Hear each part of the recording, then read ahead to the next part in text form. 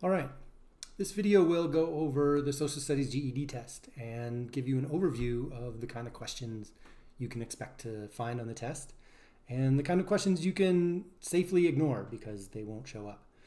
I'll also, at the end of this video, go over a representative question from the test, the sort of thing that you can expect to find.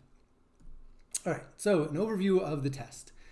The Social Studies test is the shortest test of the 4 tests. It's only 70 minutes. There's 35 questions, which works out to about 2 minutes a question. Some of these you can finish in 20 seconds, and some of them will take you 4 minutes, but overall that's about 2 minutes a question.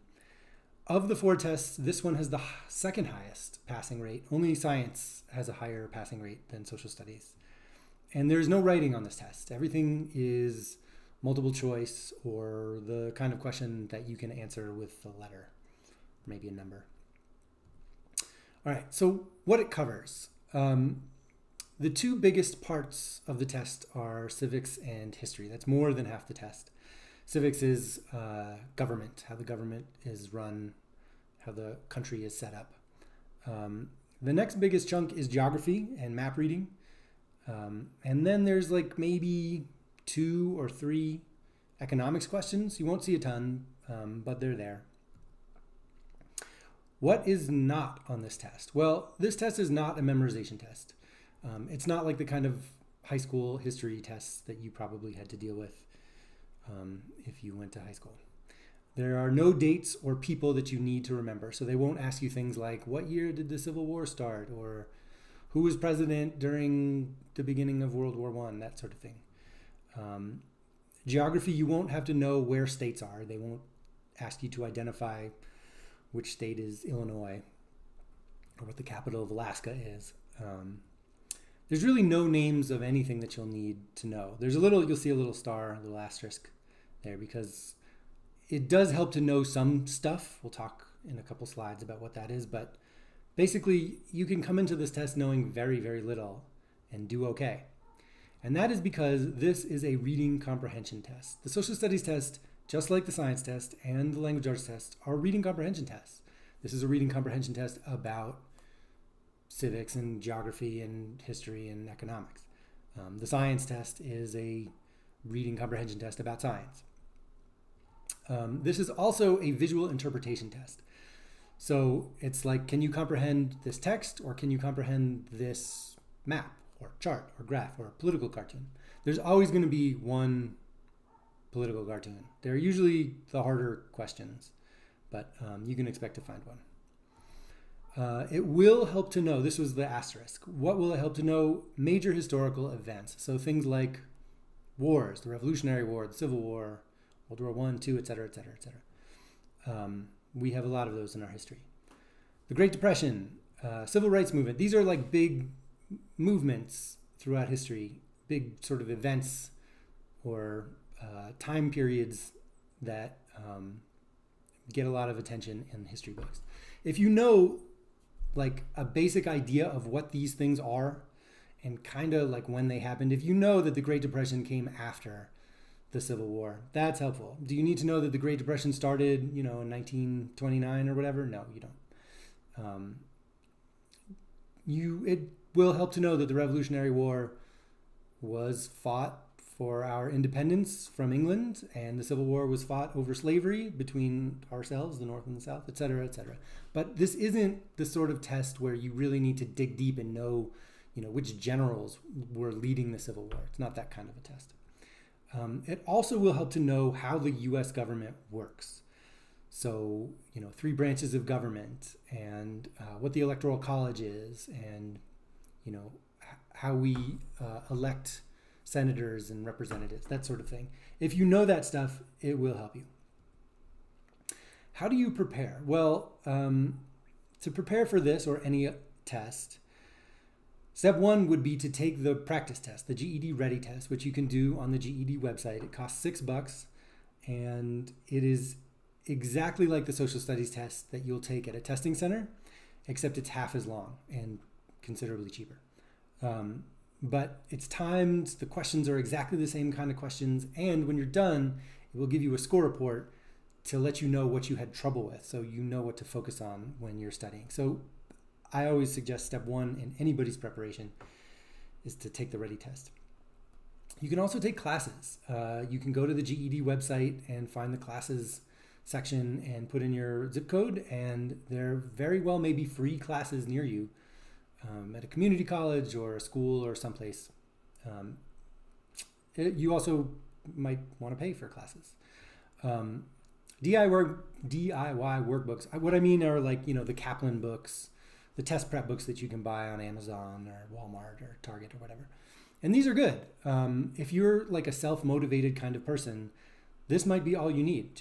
It'll tell you what's on the test and give you lots and lots of practice problems to go through it. In our program, we use the Steckvon workbooks, which we think are really good. Well, you're here, so you're already doing this, watching YouTube videos. I have other YouTube videos on social studies questions. There's like practice tests you can take, and then I'll break down how to get the right answers on them. There's other YouTubers who do GED stuff who are really good. If you're into this, keep going. There's a lot to find. And then if you want to be part of a community, if you want to be motivated and motivate others and inspire others and be inspired, you can join online groups on Facebook or Reddit, and they're really positive, I think, communities to get you excited to do this and to sort of pick you up if you have trouble along the way. All right, that's what I got for the social studies test. Hopefully this was helpful. There's one more thing I want to do, which is go over what a question would look like on the test. And I'm not going to read the whole question here. What I'd encourage you to do is pause the video and read it and try to give it an answer. This is maybe a little bit harder than what you would expect on the test, but not really. This is like pretty typical. I'll let you pause. Okay, good. It's a question about a Supreme Court case, and there is usually one question at least about a Supreme Court case on every GED test. So the question is here: what is the main idea of this excerpt? That main idea is a very popular question to ask on the social studies test and on the science and on the language arts.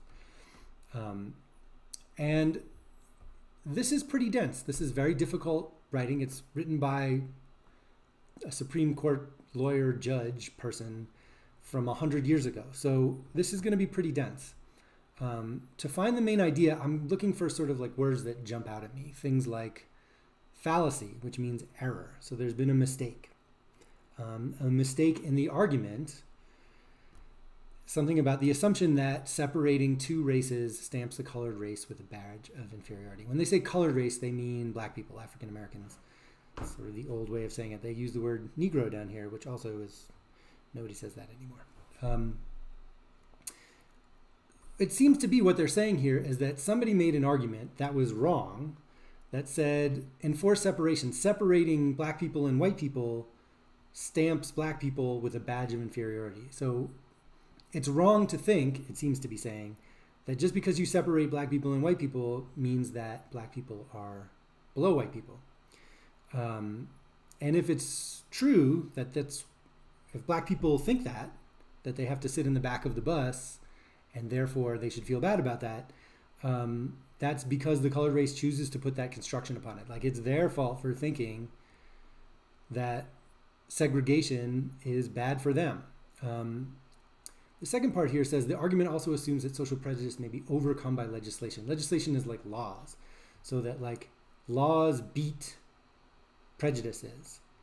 And we cannot accept this proposition. They're saying basically if you think that laws can make people equal, then you're wrong about that, which is pretty ironic for the head court in America to be saying this. You can Google this case. It very well might come up on the test, and it is famously bad. It is like Supreme Court has a couple of really famous stinkers in their long history, and this is definitely one of them. They got this one super wrong.